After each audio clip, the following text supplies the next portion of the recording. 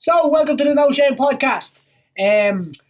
Finishing Yan Ireland. So, I don't know if you've noticed, but we've kind of put like a little package together. So, when Yan Ireland came up, he said that that's what we wanted to do. We wanted to be able to interview some fighters that were coming up on the show. And we had Mark Goddard on last week as well to be able to break down some of the stuff. So, looks like it was a massive success out there in Yan Ireland. I have to say, I don't know about everybody, but I haven't stayed up for the UFC in a long time. So, I stayed up for the Till fight the other night at Whittaker, and I have to say, I was not disappointed with the card. But listen, is it just harder when you get older or something like that? Because the next day, my eyes felt like like when you put a skip on your tongue and your eyes just sizzle, or the skip just sizzles. I'm going to talk about skips. I mean crisps, like not skips as in rubbish skips. But that's how I felt the next day. My eyes were in bits. But listen, as I said, it was worth it because hats off again to the UFC. What a mission to take on. As a pandemic is coming in, and the UFC is it's not the way it works. And they just will not back down. Dug their heels in and got it done. You have to say, hats off to them. I think the last little while, I think everybody agree with me. Social media is a bit of a I won't say dangerous, but a bit of a sad place at the moment.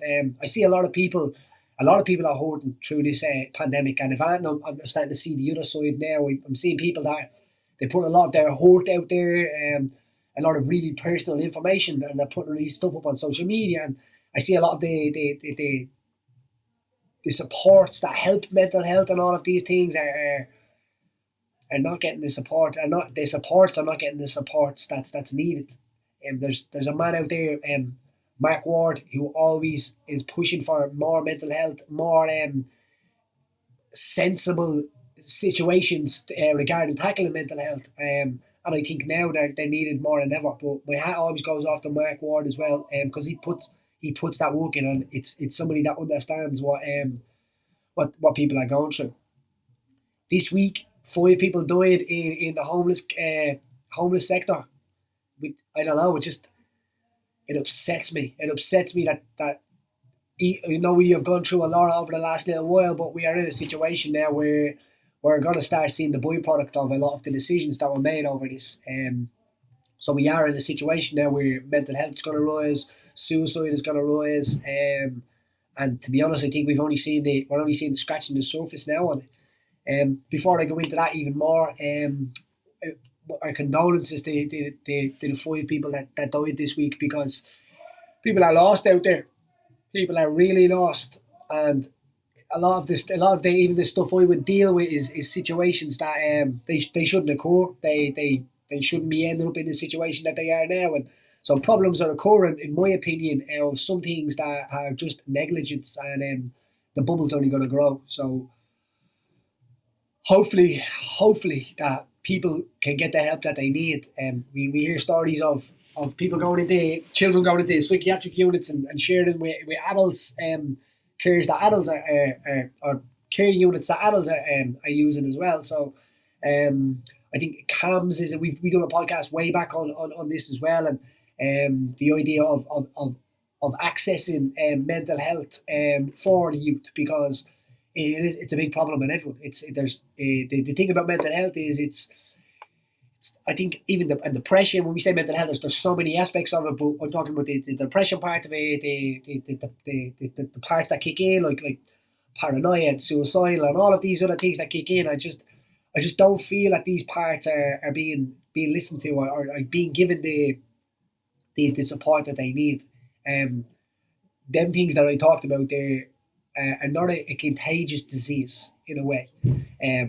I say in a way because if you are surrounded by lots of people that are negative, then it can be that contagious in that way. But I mean contagious as in like in a virus or some sort of disease that gets passed on and then gets passed on again and again and again. I think we need to really start making sure that our focus is towards solving the homelessness and solving some of the problems that are creating these problems. So these mental health aspects, and not all of them, but some of them are 100% coming from the situations that are in our country at the moment. It saddens me.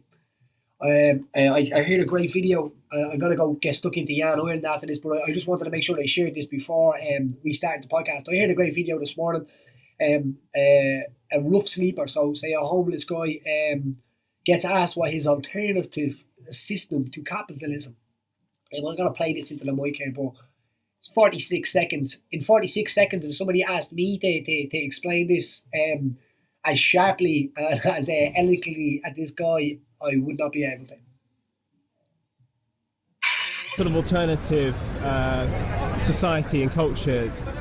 One that doesn't make guns and bombs, one that's not at war with itself constantly, one that doesn't poison the air, doesn't poison the land, doesn't poison the sea, one that has enough respect for each other and the planet we live on and all the other life forms that share this planet that we live on, one that has enough respect for all of that to live in a way that's completely sustainable, that is beneficial to all of life, so that mankind becomes a symbiotic life form that's supporting the life of its host planet instead of being a parasitic life form that's devoiding its host planet of its ability to support life.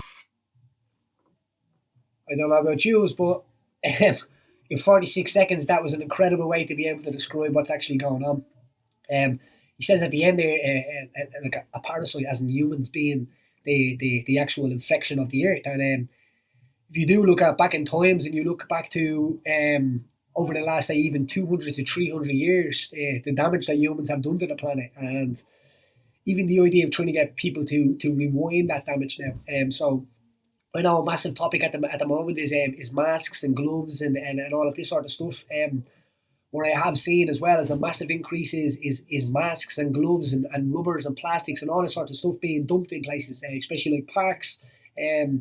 People not thinking in that way, but like when ducks and stuff like that get wrapped up or eat these things, birds, all sorts of biodiversity, it damages the place, you know. So the decisions that we are making to protect each other and protect ourselves as well are going to have consequences. So the podcast here for me is concerns that I have, and the last little while I've been trying to keep them as positive as possible, because I do understand there's a lot of people that listen to this podcast that hold on to it. And I don't want to call it like a lawyer off, but we get a lot of messages of people that say, do you know what, the way you said that this week really, really resonated with me. I don't know whether people see that because of me, because they expect me to be this strong person all the time that knows what's to go on, or maybe they don't. maybe I'm getting that wrong. But from some of the messages that I get, that is how I kind of sometimes portray it. But I think it's important to know that we all have that ability to get broken that little bit, you know. But it's important to recognise this. Before I finish off on that, I want to go into the Jan Islands this week, right? Because I don't want to go negative, as I was just about to say. As I said there, I don't want to go be a hypocrite and then say, oh, listen, and then bring us down a negative path. But to me, Jan Ireland was a massive success. As I said, staying up the other night literally broke my soul. Probably took a year or two off my life. So where do I start? I think we'll start with the Ronaldo and Jai Herbert. Jai Herbert. I'm the worst at that because I've actually called some of his fights. I think it was a Bama or Cage Warriors, maybe Bama. I think it might have been, and I've got that wrong as well. So my apologies, but what a scrap! So to come in there on your debut, Herbert put it on. A 41-year-old, you could see that's made of literally steel and experience. Fascinating fight.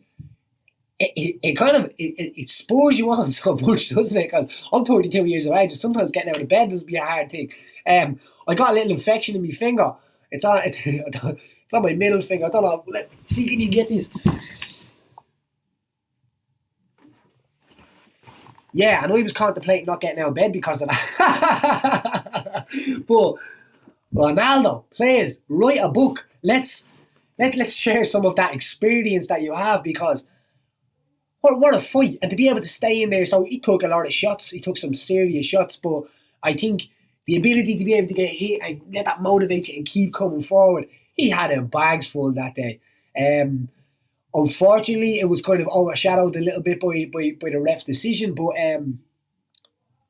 I'm not gonna defend the decision. I'm not gonna go against it. I'm not gonna bash on somebody for it as well, because I can imagine the situation that referees, as I said, we had a referee on last week and we were only talking about the emotional state that they have to be in, the situation that they're going through as well when they're making these calls. Because but we had somebody there, Dan Hardy, that was ready to jump for fighter safety and jump for nearly like a union man, if you must, to jump out and fight for the right of fighters, because it's a heated situation. There's two people fighting and there's one person refereeing it. I think, as Dan said as well, a lot of the responsibility falls on that, because fighters will always fight. Fighters will fight back. But I think that situation, when Herbert got dropped, he wasn't like out cold. He wasn't, like flat on the ground like you would see some things.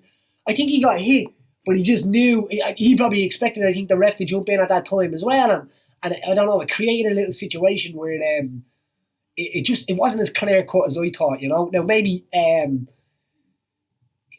he should have jumped in and stopped it. Herb Dean should have jumped in and stopped it at that moment. But I think even that turned Herb Dean off that little bit, because he wasn't flat out. He was actually on the ground, but he wasn't ready to fight back. So that energy was definitely there. But how proud would you have to be at 41 years of age to be raising your country's flag and going out there and doing that to I won't say a young gun, but like Jai is an animal. Let's be straight, he's an animal.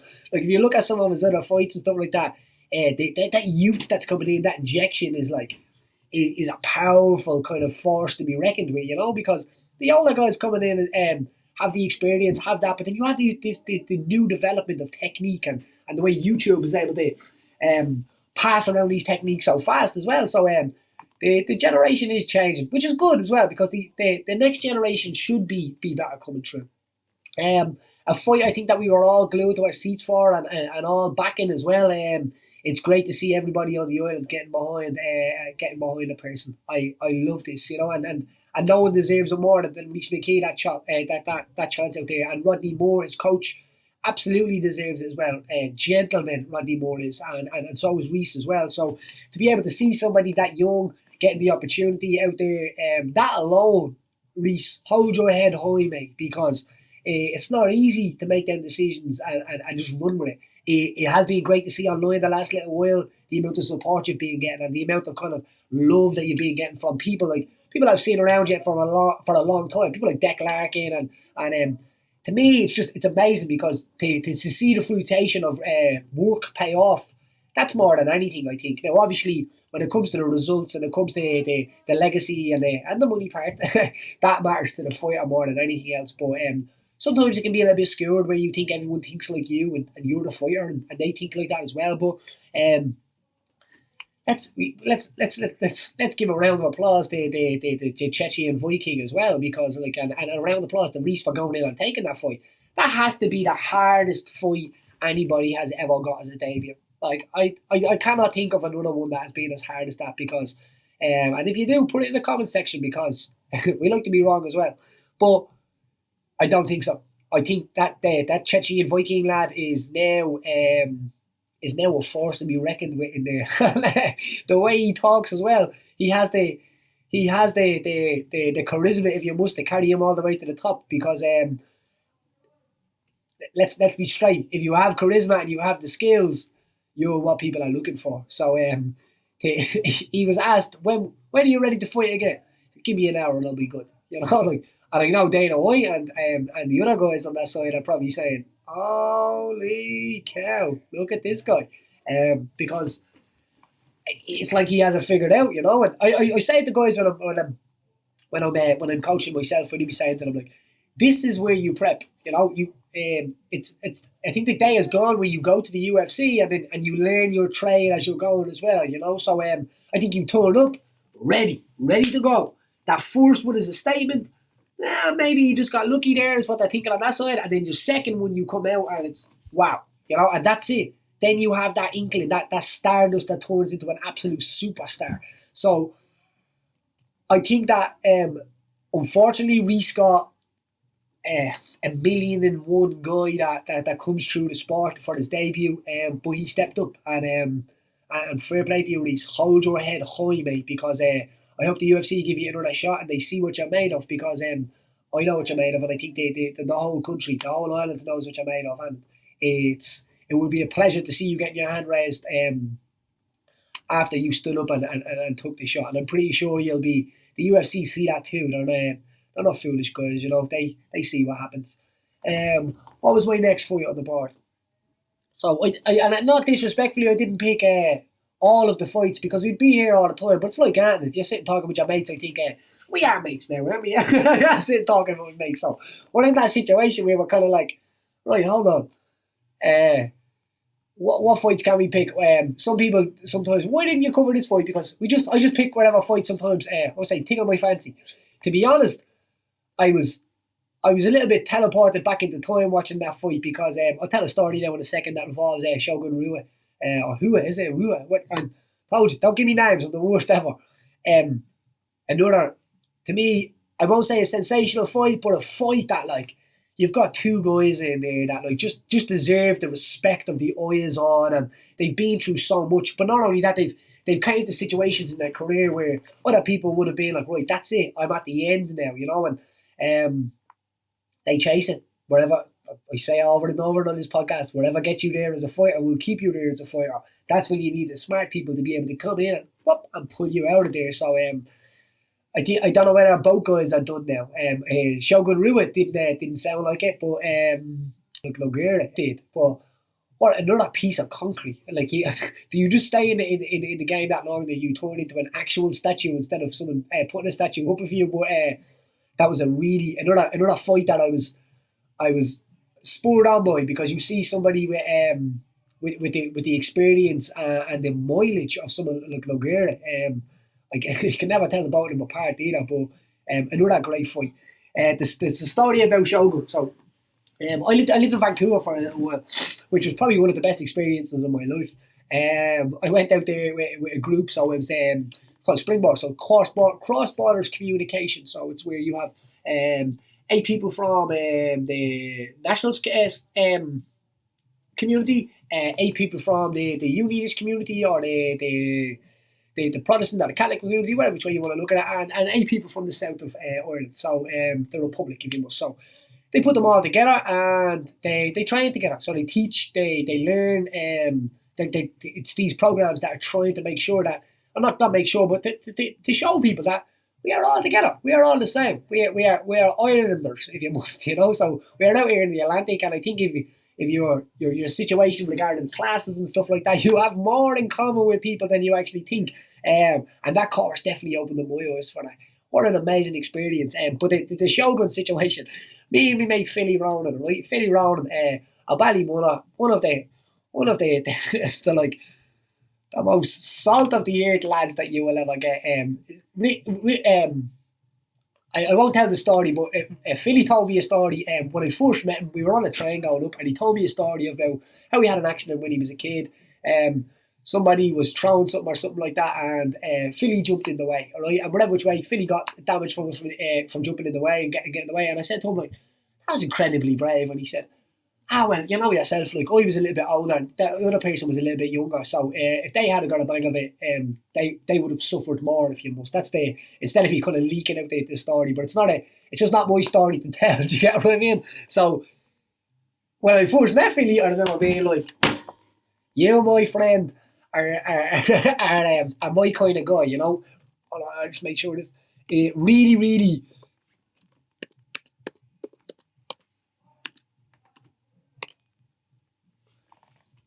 Just making sure it was on still recording.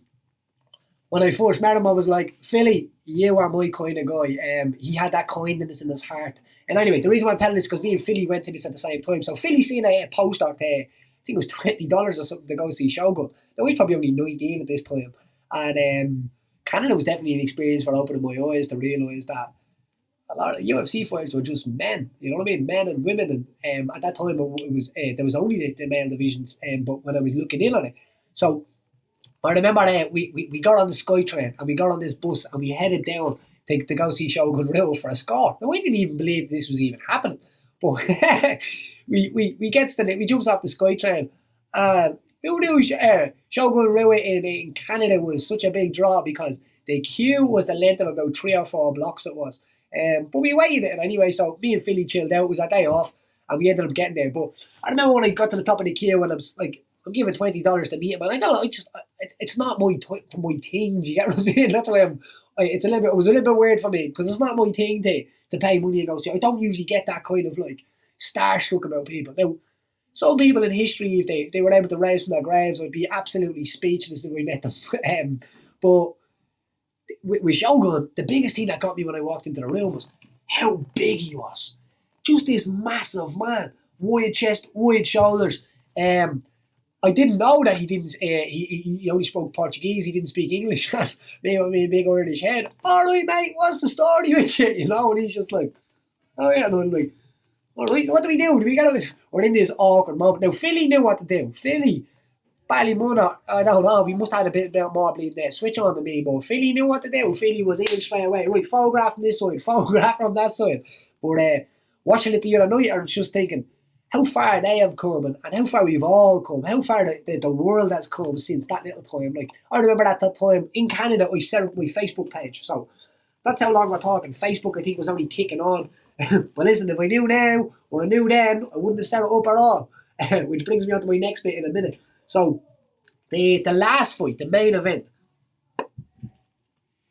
we're not sponsored by Cosnet. We just coffee machines broke downstairs, so yeah, the boys have to get the money for a few days, but it's all good. Flat white, all good for you. The main event. So Till versus Robert Whittaker.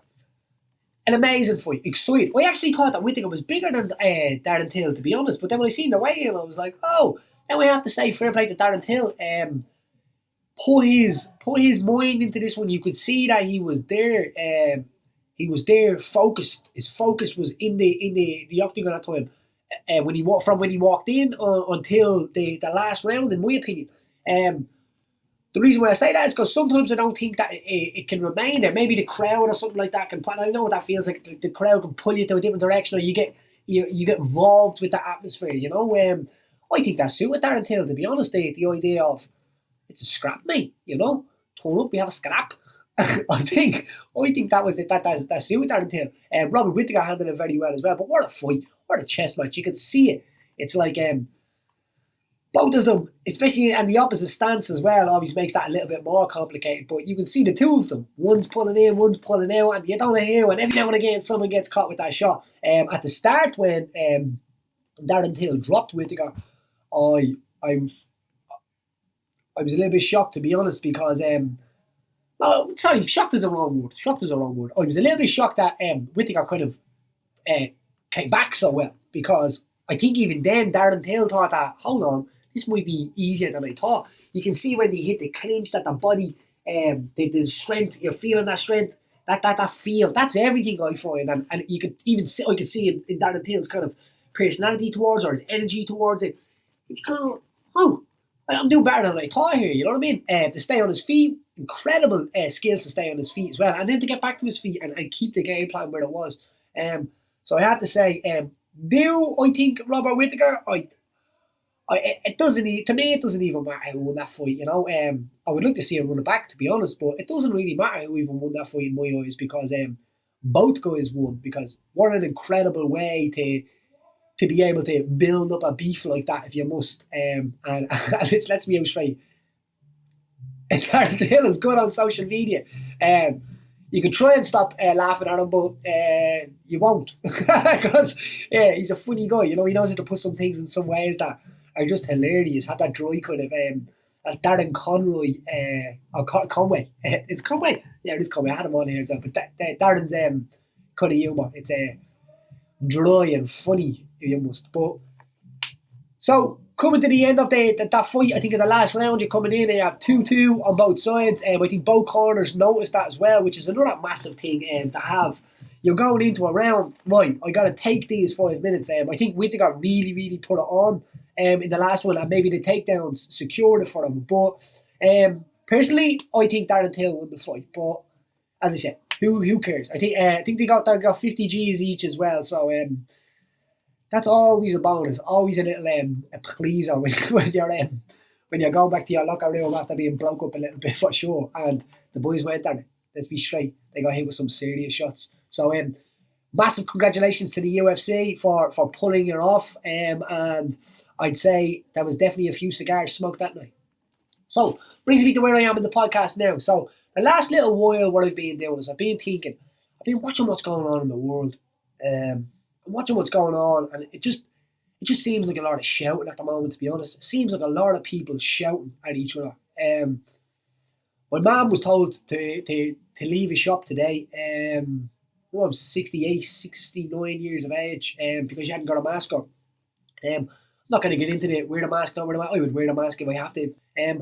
My mother has COPD, and I know people are going to be, yeah, well, she had letters, and so that's like, some people are just not wearing it that way. Do you get what I mean? Some people are afraid, you know, and my own mother is one of them people, and my heart goes out to her. She came back from the shop today, and she was bawling, she was crying, you know, like, and I don't know about you, but when you're, I don't know, if you see your mother cry, there's nothing that can kind of trigger you in that way, you know.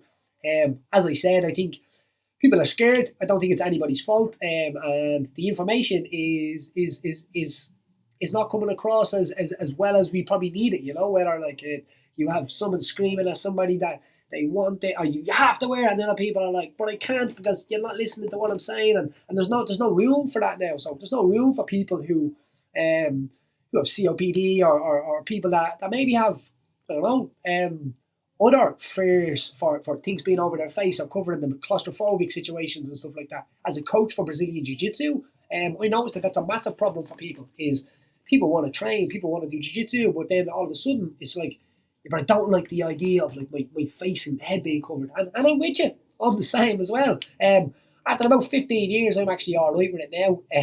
I did see a meme this morning. I think it was Chris Hutter that posted it, and it said, BJJ, people have problems with wearing a mask. It's like, I can't breathe in this. But then you see the other picture, it's like a deep rear naked choke, and the guy's like, no, I'm fine. But yeah, but there's just a lot of shouting going on. I've made a little deal with myself, and I think that a lot of the listeners, I'm not saying you should do this because I'm not in the business of telling people what to do, but this is what I'm going to do.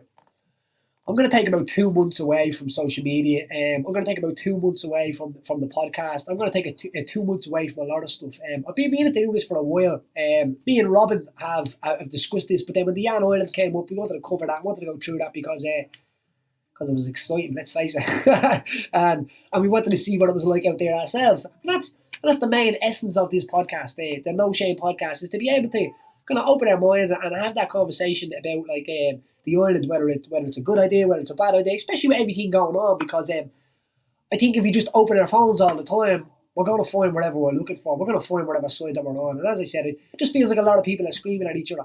There's a few improvements that we wanted to make for the podcast. I won't spoil any of them now.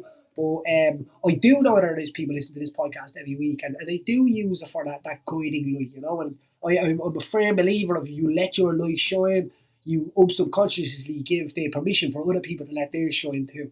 And I do believe in that, and I know that a lot of source of power people do get it from that, from the podcast. As I said, and these are just messages and the same people that we would interact with and stuff like that. But over the next little while, what I'm going to try and do is as well with the improvements to the podcast, we need about 2 months to kind of probably put them in, probably a little bit more. Now we might do a pop-up win in between, who knows? But we just thought it'd be fair to say it to the listeners and say it to people that do have listened to this. There's some fans that have been here from the start. I think we're up into like 130 odd episodes now. But I'm going to try and swim in the sea 3 times a week. I'm going to try and work out 3 times a week. I'm going to eat a little bit better. I'm going to try and stop the negativity coming into my head, because sometimes I find myself just lost in thinking of stuff that I can't control. I think controlling the stuff that you can't control is a massive thing in life, you know. I want to see is the old world still there. There's a little kid around my estate, and he reminds me of me when I was a kid. The other day he cycled up the road and he had a bike, right? And I said to him, "Nice bike, mate." And he's like, "It's not mine." And I, all right. And I wondered why he said that. And he's like, I looked at the bike again. You can see that it was a made bike. When we were kids, we used to put that together. But he said, "Oh, no, my dad made it for me." Look, and I I just loved it. I love the idea that, like, I remember the days that we used to get bikes made for us. You probably don't know him, but you probably won't hear this either, but he probably will. But there was a guy named Guyana something my way, and he was the best at fixing bikes. He would put bikes together from any parts. He'd make it a racer. He'd make it anything you wanted. But it just brought me back that little bit, and I'm just thinking, I do preach to say maybe the podcast and to my sons and to my nieces and nephews, and I do try and say, like, look after yourself. That's what we say on this podcast. Look after yourself. Because it's only when you look after yourself that you're going to be able to look after other people. I'm a firm believer in that. But it is getting hard to look after yourself because there's a lot of screaming going on. As I go back to it, there's a lot of madness in the world at the moment. And I don't think it's malice in that way. I think a lot of it is confusion and fear. And fear creates them reactions where we just snap and we go on it, you know. So for the next little while, I'm gonna, as I said, we're gonna put the podcast on the shelf for a little while. I'm gonna be working on myself through this, so I'm gonna be doing a lot of people need to message me or anything like that. I'm gonna try and maybe go on my social media once a week or something like that, and handle the way I have that, because there is some people there that do get onto us a lot of the time, and have made massive progress from some of the tips, some of the Wim Hof tips, and some of the stuff that we've brought through the podcast. I'm proud to say that we have turned many offers away for the podcast regarding financial gaining of it, because we wanted to keep it. It's not for profit. It's not for I don't know, for gain, if you must. I feel that me and Robin work hard in our other lives, so we don't really need a podcast to gain from. So we've kept it authentic and kind of untouched for as long as we can, you know, and as long as we had. And I am proud of that. I really do think that we need more outlets to be able to put across the point of views that people want to be able to have a conversation with without actually arguing with each other, you know, because that's it. Because everyone's on the edge now, and as I said, it should be nobody against anybody. That divide and conquer, or the situation where you feel that you have to kind of, you have to go with the flow. You're not able to question any situation. And I do understand that can be an effect of people, that can affect people. Kind of takes away a little bit of what they feel they had control of. And as I said, you need to control the controllables. So I hope that this look after yourself will last you for a few months, and that maybe you come on this journey with me, and then maybe in 2 months we can come back and maybe have a look. I would be a hypocrite to sit here and tell you that I'm going to go and try find myself a little bit and do some self recovery in the way that I think that is only going to push us on. Because coming through what we've just came through, you mightn't think of it, but in that moment you're in that fight mode.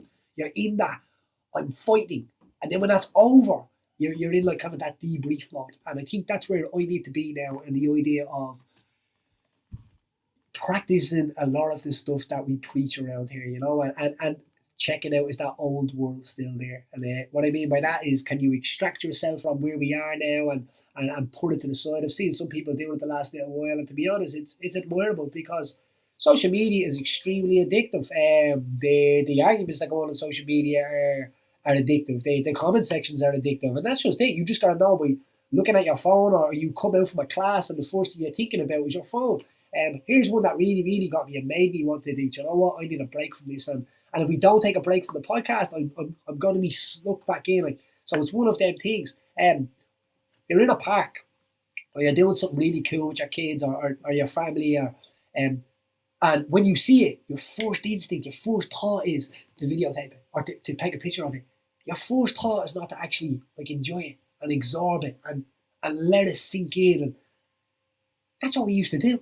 Isn't that what we used to do? Like when your kid was going down a slide and stuff like that, it was a story that you told. You know, it was now it's kind of quick where the story stopped, because people just see the pictures, see the videos, and move on. They don't need to hear the story anymore, you know. But I like stories. Look after yourself, and we'll see you soon.